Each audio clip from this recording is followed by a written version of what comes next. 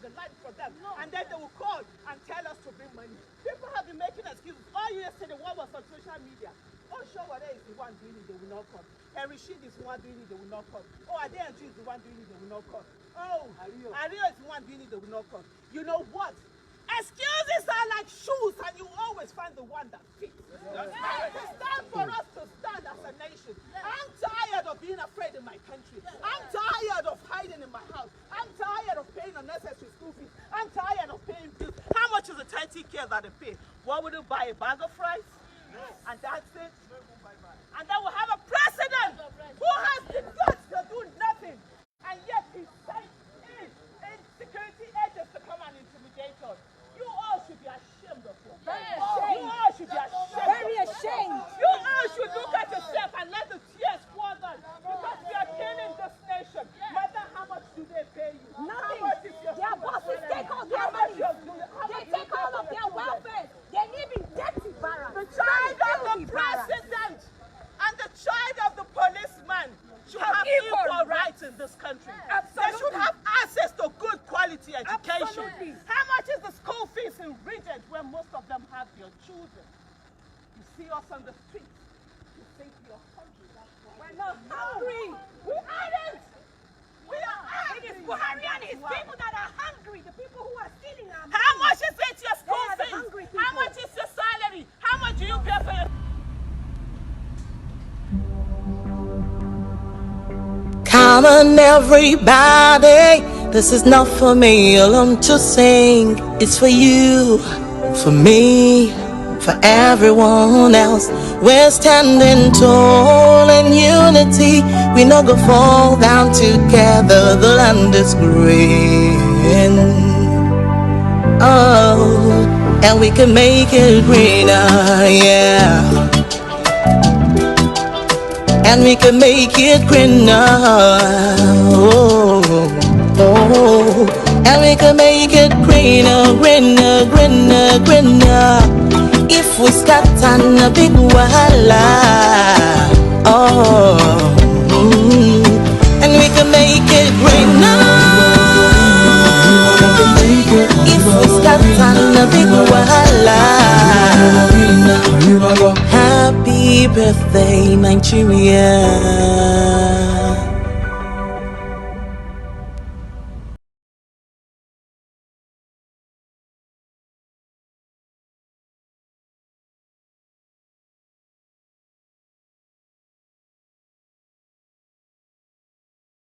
Hello and welcome to Today in the News on Banga Live. My name is Precious Chukudi and I have with me my co-host Damlola Ogunshaki. It's good to be here. Today is Friday. Happy Independence Day.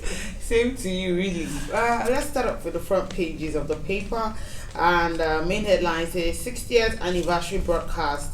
Hard knocks for Buhari over defense of fuel price hike.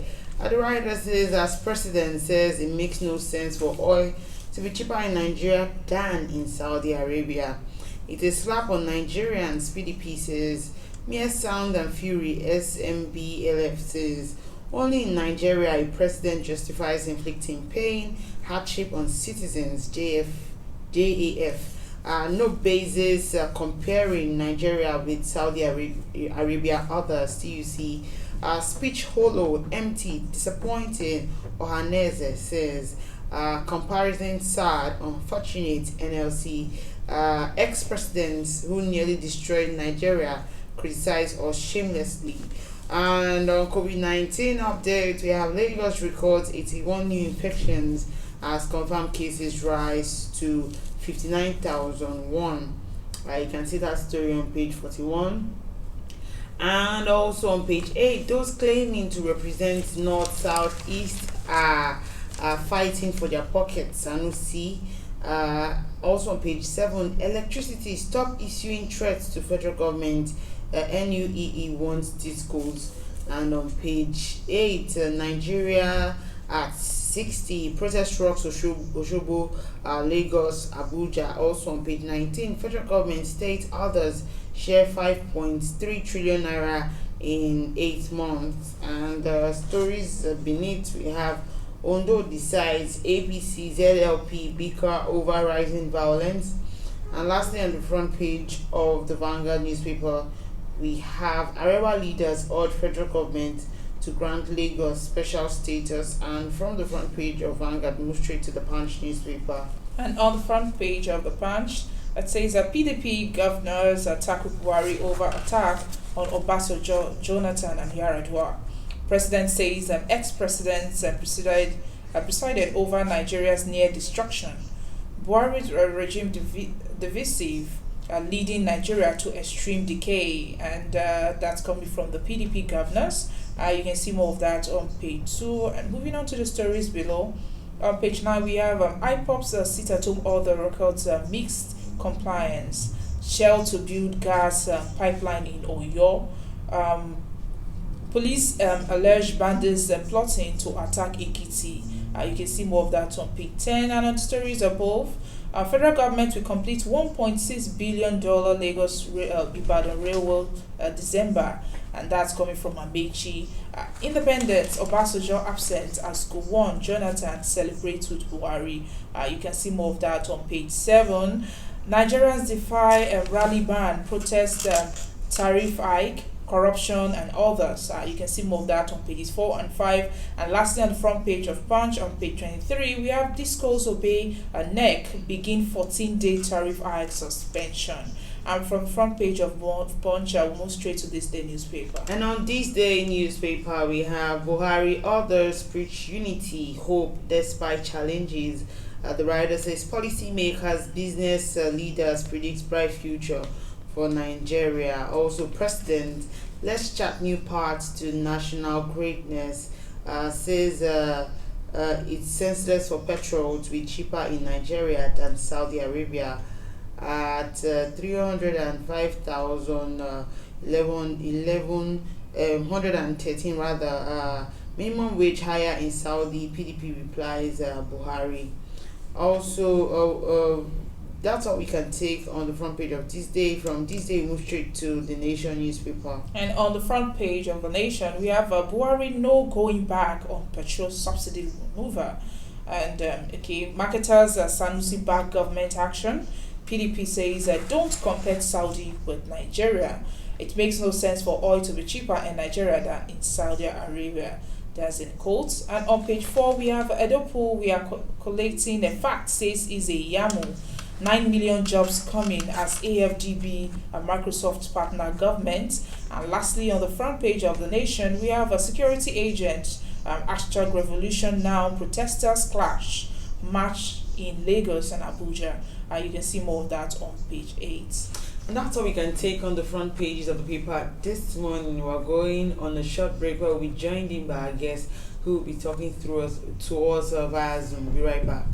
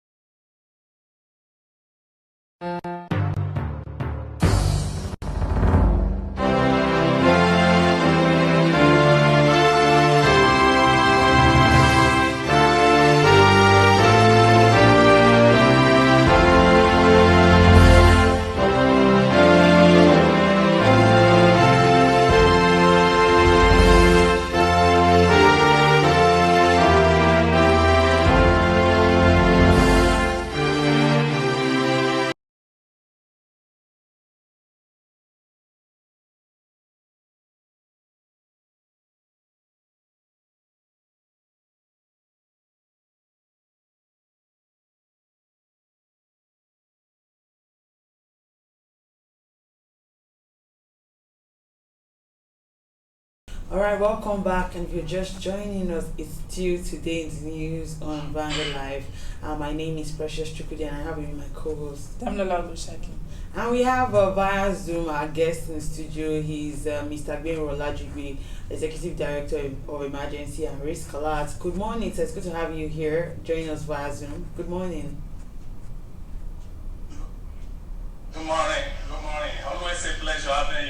All right, happy independence to you. Well, we just believe Nigerians happy survivor of the last 60 years. All right, let's And just wish ourselves happy survivor. all right, let's talk about the president's broadcast speech yesterday, and the president justified the recent fuel price hike in Nigeria on the grounds that neighboring oil-producing countries like Chad, Ghana, Saudi Arabia sell at higher prices. What are your thoughts on what he said?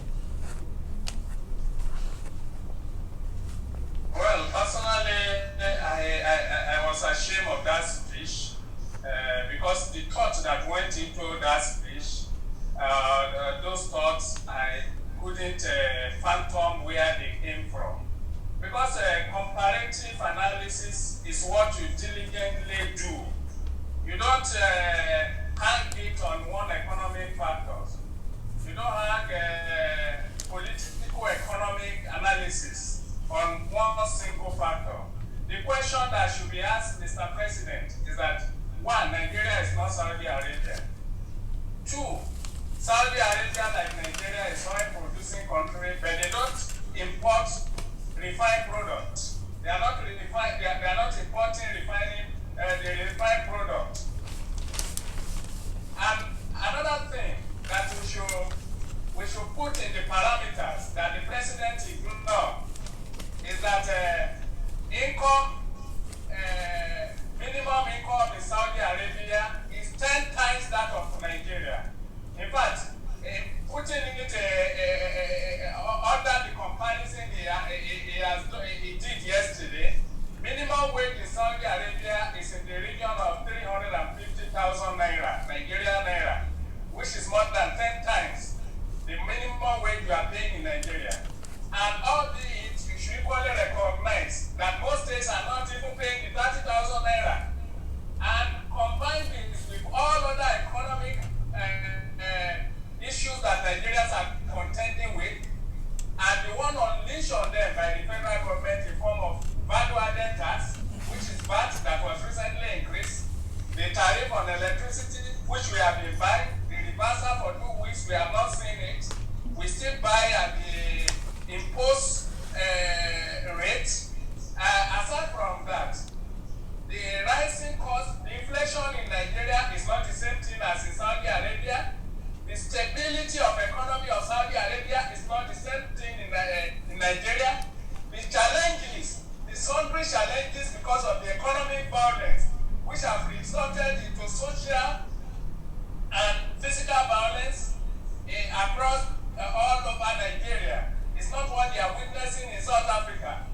Farmers in Saudi Arabia, farmers in Saudi Arabia, workers in Saudi Arabia, they are attending their issues of livelihood without intimidation, unlike in Nigeria where you are faced with humongous security challenges that have crippled personal and individual economy of Nigeria. All right, some that has fully decimated the disposable income of Nigerian workers, Nigerian laborers, even that has even eradicated the profit-making capacity of the remaining functioning industries and businesses in Nigeria.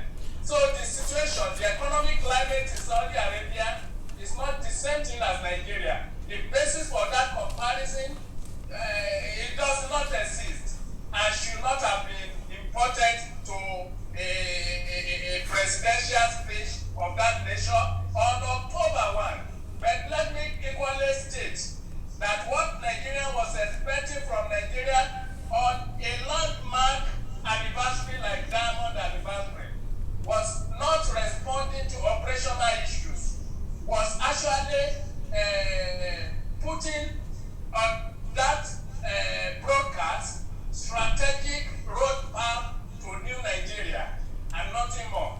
So talking about economy and other sundry operational issues was off the track. all right. It was a disappointing statement or a speech altogether. All right. right, some persons, after listening to the president's speech yesterday, have come out to say just maybe the president is not really in tune with the stark reality of what the citizens of the country is going through, and that's why he made those, statements. What's your take on that part? No, I didn't see the connection between the statement and the president in actual fact. What I saw was, I don't read waiting the right for me to read. That was what I could see. So there was no delicate and presidential analysis of that speech. There was no interrogation of what is actually going on in Nigeria. How many farmers in Nigeria have been able to go to their farms in Castina, in the northeastern states of Nigeria, in the north central states of Nigeria, and of course, how many have been able to attend to their businesses in the southern part of Nigeria because of one insecurity or the other, because of one challenge of uncertainty or the other. So the president didn't factor that into that speech, or the writers of that speech. I think I really don't know the type of voodoo economic analysis they want Nigeria to begin to run with. It was not a speech that was expected on a 60th anniversary of the state, and more so, it was a speech that bereft of necessary intelligence, necessary logic, and it flouted all laws of economic logic, all laws of economic comparative analysis, all law of political economy of a country being juxtaposed with other country that has no the same parameters. All right, It's just like let's look at what else. The president mentioned as well, and he said that no government in the past has done what his administration is doing with scarce resources. What's your take on this statement? I don't blame anybody that decides to praise himself, even though if others are not clapping for him. That is what the president has done. But the reality of his speech, if you put it just juxtaposely beside the reality of Nigerians living and lives, you will see the dichotomy. The gap is a very wide gulf. What is real in the lives of Nigeria, in the space of Nigeria, and the pressing that the president decided to shower on his regime. Historically, which regime is he comparing himself with? Is he a regime that has exchange rate of dollar under 150, and you are having the same over 140, the exchange rate? Is he a regime where rice was bought for 8,000 naira, and within a year, rice moved to 16,000 naira, to 20,000 naira, and even to close to 30,000 naira? What is the basis are you comparing that? You see a regime where the so-called roads now, where are the roads being constructed in Nigeria?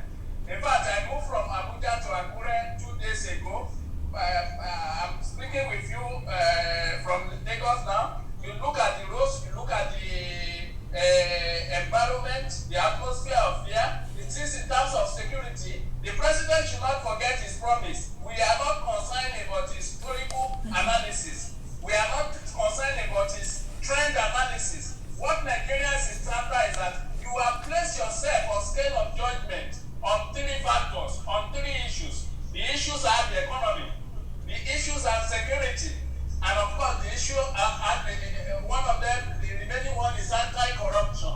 So those are the basis on which we are going to effectively judge the president, and not what he thinks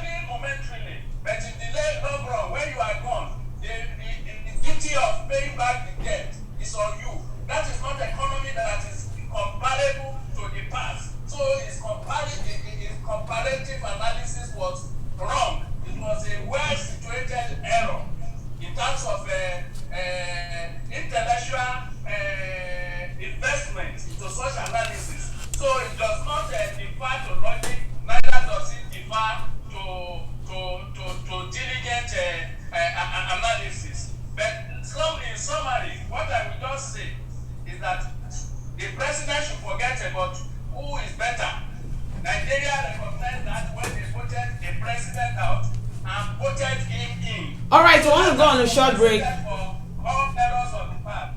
All right, we want to go on a short break. When we come back, we'll discuss further.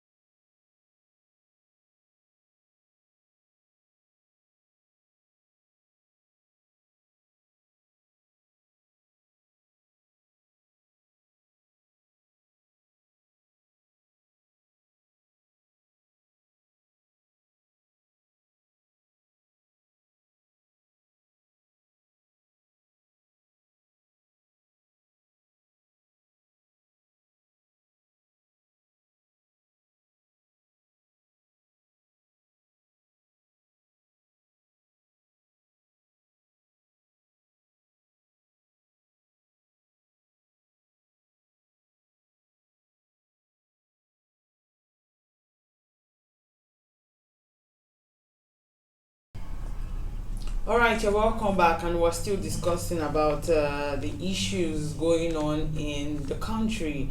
All right. Okay, Mr. Lajigbe, do you what do you think about the protests that rocked Osogbo, Lagos, and Abuja yesterday? Well, this is democracy. People should peacefully vent their grievances. It's part of the package of democracy.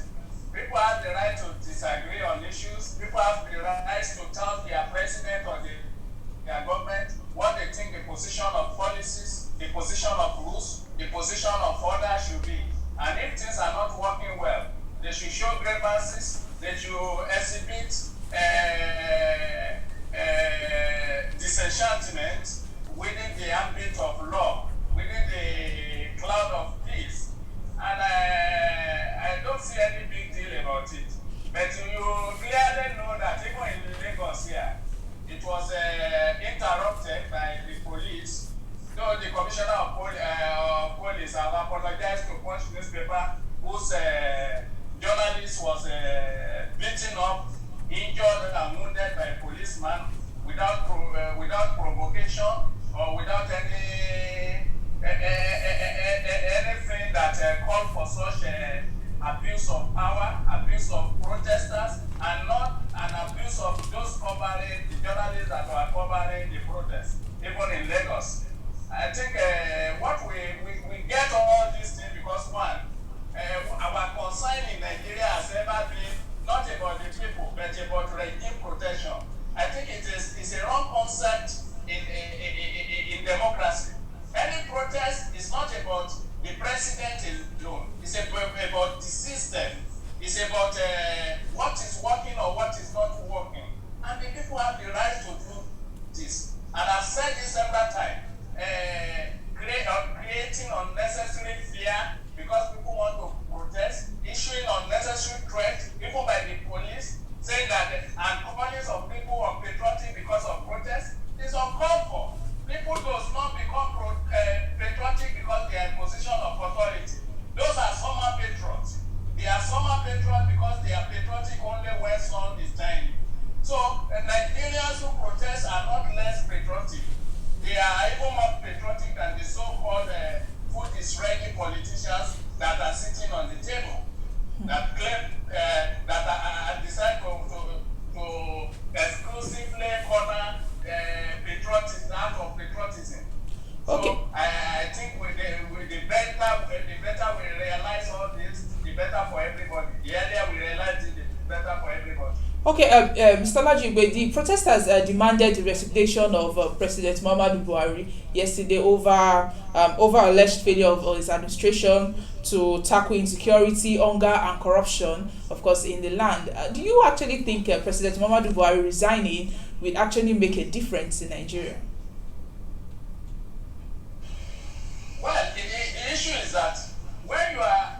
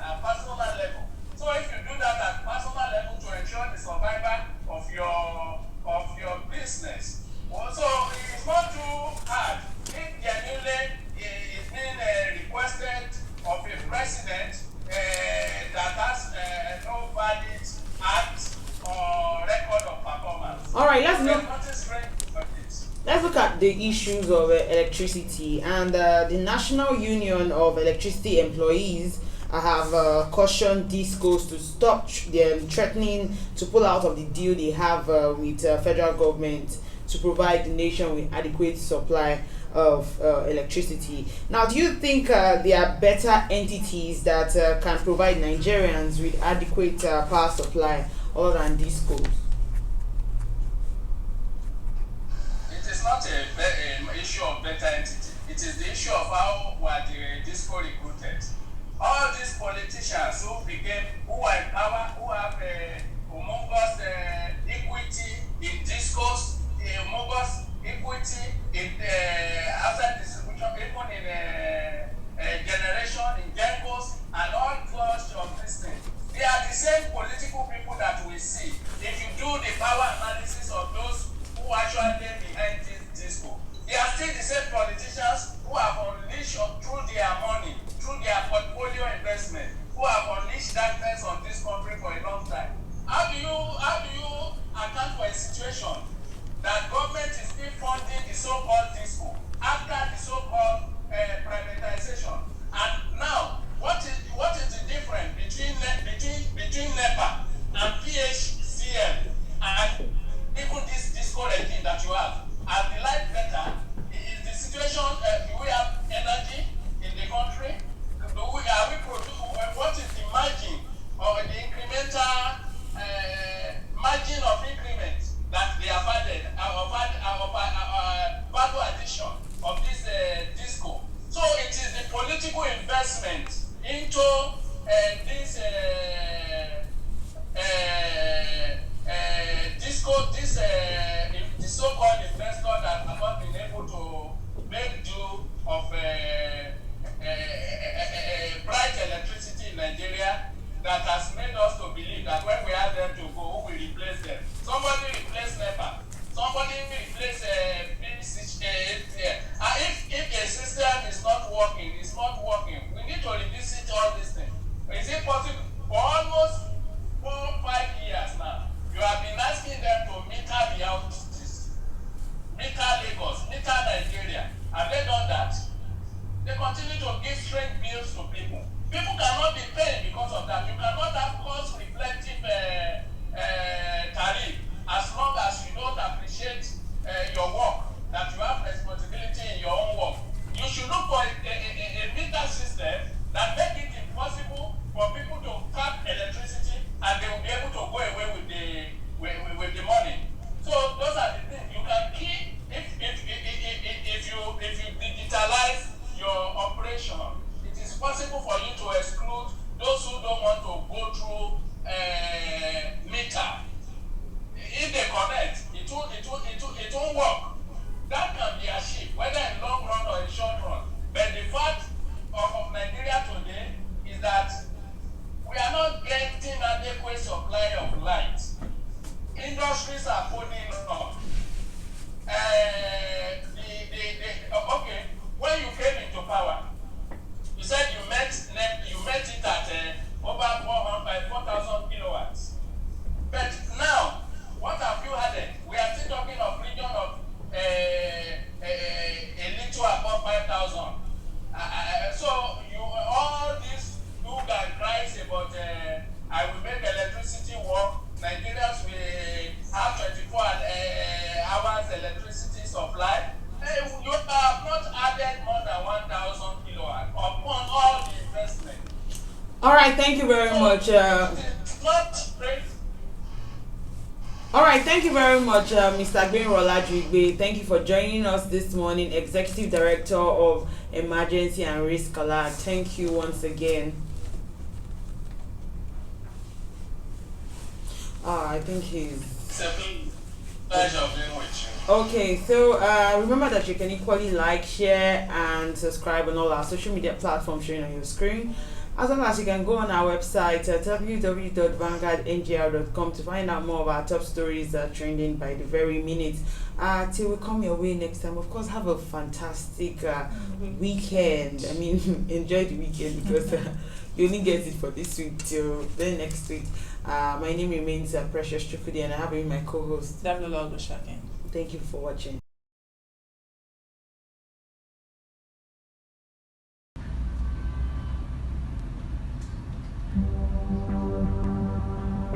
Come on, everybody, this is not for me alone to sing. It's for you, for me, for everyone else. We're standing tall in unity. We no go fall down together. The land is green.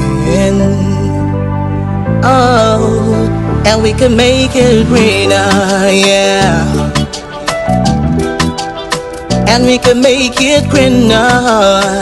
Oh, oh, and we can make it greener, greener, greener, greener.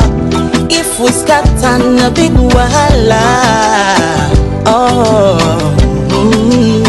and we can make it greener. If we start on a big wahala.